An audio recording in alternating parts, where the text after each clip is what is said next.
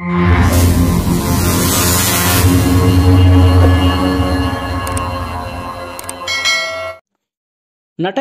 ಹುಳಿಯಾರ್ ಕನ್ನಡದ ಪ್ರಮುಖ ಕಥೆಗಾರ, ಕಾದಂಬರಿಕಾರ, ಅಂಕಣಕಾರ, ಅನುವಾದಕ, ಸಾಹಿತ್ಯ ವಿಮರ್ಶಕರಾಗಿರುವಂತಹ ನಟರಾಜ್ ಹುಳಿಯಾರ್ ಅವರು 1962ರಲ್ಲಿ ಜನಿಸಿದರು. ಇವರ ಸ್ಥಳ ತುಮಕೂರು ಜಿಲ್ಲೆಯ ಹುಳಿಯಾರ್.